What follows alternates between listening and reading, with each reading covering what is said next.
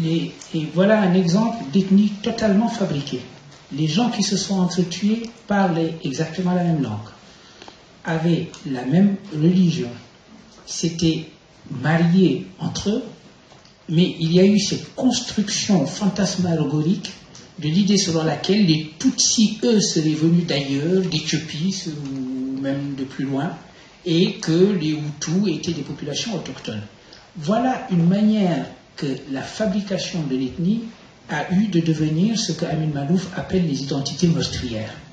Et l'indistinction pourtant entre Hutus et Tutsis était telle que ceux qui, armés de machettes, avaient décidé de tuer les autres, étaient obligés de leur demander leur carte d'identité parce que, paradoxalement, voilà un pays qui s'était construit sur l'ethnicité, qui avait fabriqué de l'ethnicité et qui avait marqué l'ethnicité sur des cartes d'identité. C'est la raison pour laquelle les conséquences morales et ethniques et éthiques, intéressant, et éthiques de cette fixation sur l'ethnie, il faut toujours se rappeler la tragédie du Rwanda et le génocide des Tutsis pour effectivement aller dans le sens de ce que dit Jean-Louis Ramsel et comprendre qu'il s'agit là d'ensemble flou. Évidemment, il y a des marqueurs ethniques. Moi, le Sénégal a la chance d'avoir une majorité d'ethnie, d'une ethnie Wolof, qui justement est majorité simplement parce que ce n'est pas une ethnie. On est Wolof au Sénégal quand on n'est plus rien de précis. C'est-à-dire que quand c'est la seule langue que l'on parle, c'est le Wolof. C'est une ethnie non ethnique, totalement ouverte, et ça c'est une richesse extraordinaire, et c'est important parce qu'encore une fois, c'est ce qui fait barrage aux identités meurtrières. Ce monde décolonisé est un monde donc qui est en train de se désoccidentaliser. Mais, dit-il, il se désoccidentalise, cela veut dire aussi que c'est un monde désorienté. Il joue bien sur Occident et Orient. Il dit, dans ce cas-là, on va se retrouver avec une sarabande de cultures innombrables, chaque culture ne se justifiant que dans son contexte propre. Voilà la figure véritable du fragment et des insularités. Vous avez des îles, les cultures deviennent des îles, effectivement, qui ne communiquent pas, et chacune ne se justifie que dans son contexte propre. Il semble, à ce moment-là, que ce qui s'est perdu, c'est l'universel. La possibilité de l'universel se serait perdue avec une sorte de désoccidentalisation du monde. Or, la question qui serait une question naturelle à poser, c'est est-ce qu'il y avait avant la désoccidentalisation ou la décolonisation une espèce d'universel qui coulait de source et qui pouvait s'écouler comme un long fleuve tranquille, et la décolonisation serait venue remettre en question cet universel-là? Non. On avait des langues impériales, des énoncés impériaux, et il fallait s'aligner. Il est quand même intéressant qu'un philosophe dise, si on désoccidentalise, c'est qu'on est également désorienté. Or, ma position consiste à dire, au contraire, gardons ferme l'universel parce qu'il y va de notre humanité, de notre capacité de vivre ensemble selon, effectivement, des principes universels.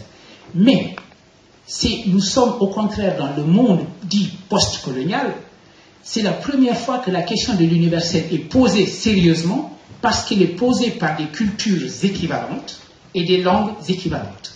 C'est une question qui est posée en nous obligeant à partir de la pluralité de faits, ce qu'on appelle le multiculte en pinçant les lèvres, eh bien, il y a une pluralité de faits et c'est de cette pluralité-là désormais qu'il faut partir pour avoir cette exigence de l'universel. C'est la première fois, je constate, que l'on pose sérieusement la question de l'universel. Pourquoi la question ne se posait pas? Parce qu'il y avait des nations qui étaient naturellement universelles, qui parlaient l'universel naturellement, donc leur langue était naturellement particulière. Comme a dit joliment Paul Valéry, nous autres Français avons la particularité d'être universels. C'est très bien. Mais une fois qu'on a perdu cette espèce d'Éden de l'universel qui se confondrait avec certaines langues et certains pays, que fait-on pour l'universel en partant du pluriel des langues, de l'épaisseur empirique des langues? Le premier philosophe qui pose sérieusement cette question, c'est Merleau-Ponty.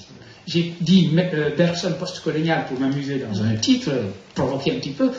Mon prochain sera Merleau post-colonial. Mais ça marchera sur sans rire. Qu'est-ce que cela veut dire? Merleau-Ponty dit la chose suivante: Husserl ne peut plus considérer qu'il peut embrasser l'expérience humaine en faisant varier la sienne propre, c'est-à-dire s'installer dans l'universel et dire les autres humanités ne seront qu'une variation de cela. Il va falloir se coltiner avec l'épaisseur empirique des langues. Et dit Merleau-Ponty, il faut apprendre des langues. Il faut apprendre à se décentrer. Il faut apprendre à confronter, dit-il, et c'est le langage de l'époque, c'est pas encore un langage après 68,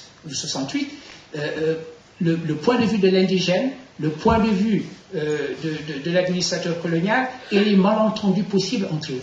C'est pour cela, et c'est Merleau-Ponty qui utilise cette expression d'universel de surplomb qu'a utilisé tout à l'heure Jean-Laurent Ansel.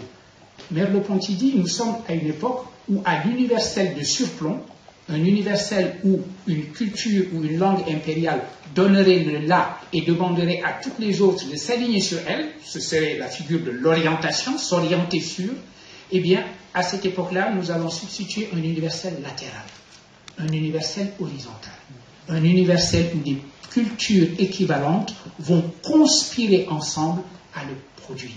Et c'est la raison pour laquelle, tout à l'heure, dans notre échange, j'ai terminé en disant que l'universel à la recherche duquel j'étais, et sur lequel j'estime qu'il faut s'appliquer, auquel il faut s'appliquer, c'est l'universel de traduction. Parce que justement, la relation entre les langues, ça s'appelle une traduction. Je donne simplement un exemple. Il y a des événements universels de cette nature-là. 68, mai 68. Mai 68 s'est passé à peu près partout, selon des modalités très différentes. Il y a un mai 68 malgache, un mai 68 sénégalais. Alors, les mai 68 ne se sont pas tous passés en mai. Ils ne sont même pas tous passés en 68. Mais le mai 68 de Columbia, etc. Sans qu'on puisse dire qu'il s'est agi pour un centre qui a décidé on va faire mai 68, de donner le là à d'autres centres. Il y a un mouvement qui fait qu'une jeunesse mondialisée, qui se ressemble, qui partage des universaux, des commonalities, as my language just said, qui a ces mêmes commonalities, confrontés à des problèmes qui sont les mêmes, à un monde qui est le même, ont des éruptions qui sont à peu près les mêmes et qui sont comparables. Mon amie Françoise Blum vient de produire un magnifique texte justement sur ces mai 68, où on montre que ces mai 68 peuvent être considérés comme les traductions les uns des autres, sans qu'il y ait un texte original. Personne n'a produit le texte original dont les autres seraient des adaptations ou des traductions. Voilà un monde de traduction sans texte originel traduit. Voilà une figure de ce que j'appelle cet universel latéral, et nous vivons à l'époque de l'universel latéral.